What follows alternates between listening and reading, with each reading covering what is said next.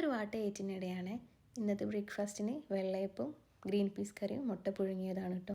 വെള്ളയപ്പത്തിൻ്റെ colour കണ്ടാലും സംശയിക്കേണ്ട, ഇത് ഗോതമ്പ് പൊടി കൊണ്ട് ഉണ്ടാക്കിയതാണ്. ബ്രേക്ക്ഫാസ്റ്റിന് ശേഷം അയൺ ഗുളിക ഉണ്ടായിരുന്നു കുടിക്കാനായിട്ട്, അതും കുടിച്ചു.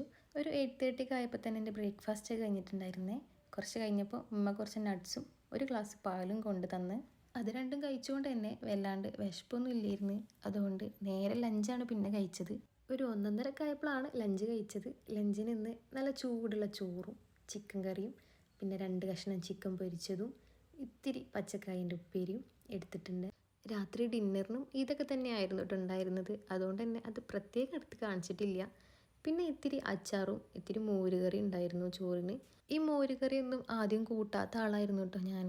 ഇപ്പോൾ എന്തോ അറിയില്ല, ഇഷ്ടപ്പെട്ട് തുടങ്ങിന്. അതെല്ലാം കൂട്ടി കഴിച്ചതിന് ശേഷം ഒരു ഉച്ചമയക്കുണ്ട്, അത് നിർബന്ധം. പിന്നെ വൈകുന്നേരം ഒരു 5 മണിയൊക്കെ ആയപ്പോഴാണ് കേട്ടോ ചായ കുടിച്ചത്. ചായ എന്നും കുടിക്കലൊന്നുമില്ല, ഇടയ്ക്കൊക്കെ ഒരു പൂതി വരുമ്പോൾ കുടിക്കും, അത്ര. ഇപ്പോൾ വരുമ്പോൾ കുറച്ച് സ്നാക്സ് കൊണ്ടുവന്നിട്ടുണ്ട്. അപ്പം അതാണ് ഇന്നൊരു ചായ കുടി. സ്നാക്സ് ആയിട്ട് നല്ല കല്ലുമ്മക്കായും ഉന്നക്കായും പിന്നെ ഒരു ചിക്കൻ റോളും ഒക്കെ ഉണ്ടായിരുന്നു കേട്ടോ.